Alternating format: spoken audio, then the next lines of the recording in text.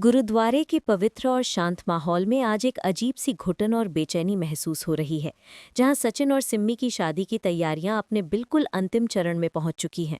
अंदर भाईजी के पाठ की गूंज है और बाहर ढोल नगाड़ों की धीमी आवाज, जो किसी बड़े आने वाले तूफान का साफ इशारा कर रही है। मंडप पूरी तरह से सज चुका है और सिम्मी भारी भरकम लाल जोड़े में दुल्हन बनकर बैठी है, मगर उसकी निगाहें लगातार गुरुद्वारे के मुख्य द्वार पर टिकी हुई हैं। ये एक ऐसा पल है जहां हर कोई अपनी अपनी कश्मकश और दिमागी उलझनों में बुरी तरह फंसा हुआ है। वो आज रेशमा टीवी के माध्यम से सीधे उस सच्चाई को उजागर करने वाली है जो अभी तक टीवी स्क्रीन्स पर आनी बाकी है और जो इस कहानी को हमेशा के लिए पलट कर रख देगी।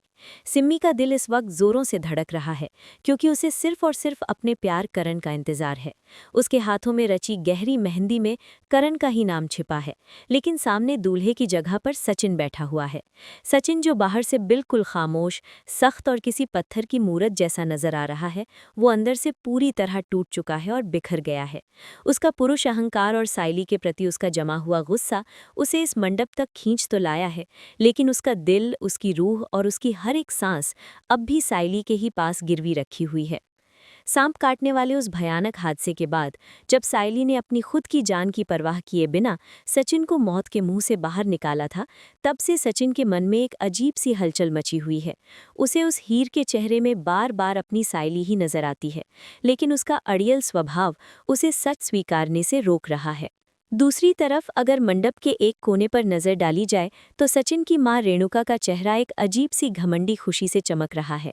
अपनी बहू साइली से हमेशा के लिए छुटकारा पाने की जो गंदी साजिशें रेणुका इतने लंबे समय से रच रही थी, आज उसे वो सारी मुरादें पूरी होती हुई नजर आ रही हैं। रेणुका अपनी ही दुनिया में मगन होकर इस शादी का जश्न मना रही है और अपने आसपास के रिश्तेदारों को गर्व से बता रही है कि आखिरकार उसने अपने बेटे को उस साइली के चंगुल से आज़ाद करवा ही लिया। अपनी इसी घिनौनी खुशी में वो अपने पति परेश की गहरी उदासी और पीड़ा को पूरी तरह से नज़रअंदाज कर रही हैं। परेश एक पिता के तौर पर इस गुरुद्वारे में खुद को दुनिया का सबसे बेबस और लाचार इंसान महसूस कर रहे हैं। उनका सिर शर्म, पछतावे और दुख के भारी बोझ से झुका हुआ है, क्योंकि वो बहुत अच्छी तरह जानते हैं कि सचिन कितनी बड़ी और नाकाबिले माफ़ी गलती कर रहा है। परेश को इस बात का पूरा इल्म है कि साइली जैसी हीरे जैसी संस्कारी और मजबूत बहू को खोने का नुकसान इस परिवार को उम्र भर भुगतना पड़ेगा। परेश की आंखों में जो आंसू लगातार तैर रहे हैं, वो इस बात का पुख्ता गवाह हैं कि वो इस रिश्ते और इस शादी को दिल से कभी नहीं अपना पाएंगे। लेकिन इन सब के बीच जो सबसे बड़ा तूफान पंजाब की तपती और संकरी सड़कों पर दौड़ रहा है, वो है साइली। साइली अपनी आखिरी सांस तक हार मानने वालों में से बिल्कुल नहीं है। वो इस बात को भली भांति जानती है कि ये बेमेल शादी सिर्फ सचिन की जिंदगी ही बर्बाद नहीं करेगी, बल्कि सिम्मी और करण के सच्चे प्यार की भी बेरहमी से बलि चढ़ा देगी। साइली पंजाब की अनजान गलियों में भागते हुए, बुरी तरह से हाँफते हुए, बस किसी भी तरह करण तक पहुंचने की जद्दोजहद कर रही है। उसके माथे से पसीना बह रहा है, पैरों में छाले पड़ने की नौबत आ गई है, लेकिन उसका इरादा लोहे की तरह मजबूत है। रास्ते में आने वाली हर रुकावट, हर भीड़ और हर मुश्किल को पार करते हुए साइली का बस एक ही अटल मकसद है कि सही वक्त पर, फेरे होने से पहले, करण को गुरुद्वारे के मंडप तक लाया जाए और इस अनचाहे झूठे रिश्ते को हमेशा के लिए जड़ से खत्म किया जाए। फिल्म सिटी के अंदर से मिली जानकारी के मुताबिक साइली का ये सफ़र इतना आसान नहीं होने वाला है, क्योंकि उसे करण को ढूंढने में बहुत सी दिक्कतों का सामना करना पड़ रहा है, लेकिन उसका सच्चा प्यार उसे रुकने नहीं दे रहा है। सचिन की मनःस्थिति इस वक्त एक ऐसे भटके हुए मुसाफिर की तरह हो गई है जिसे अपनी मंजिल का कोई अता पता नहीं है। आकाश और रिया की शादी को लेकर साइली पर जो संगीन इल्जाम लगे हैं, उस गहरी गलतफहमी ने सचिन की आंखों पर एक बहुत मोटी और काली पट्टी बांध दी है। उसे बार बार यही लगता है कि साइली ने उसका भरोसा तोड़ा है और उसके परिवार को धोखा दिया है, लेकिन ठीक उसी वक्त उसका दिल बार बार ये गवाही भी दे रहा है कि साइली कभी किसी के साथ कुछ गलत कर ही नहीं सकती। मंडप में बैठे हुए सचिन को सिम्मी की बेकरारी और उसकी कांपती हुई उंगलियां साफ महसूस हो रही हैं। सचिन समझ रहा है कि सिम्मी भी इस शादी से खुश नहीं है और अंदर ही अंदर घुट रही है, लेकिन दोनों ही अपने अपने परिवारों की इज्जत और हालातों की मजबूरी के आगे घुटने टेक चुके हैं। यहाँ ये समझना बहुत ही दिलचस्प और ज़रूरी है कि सिम्मी अब इस कहानी में कोई आम या साइड किरदार नहीं रह गई है।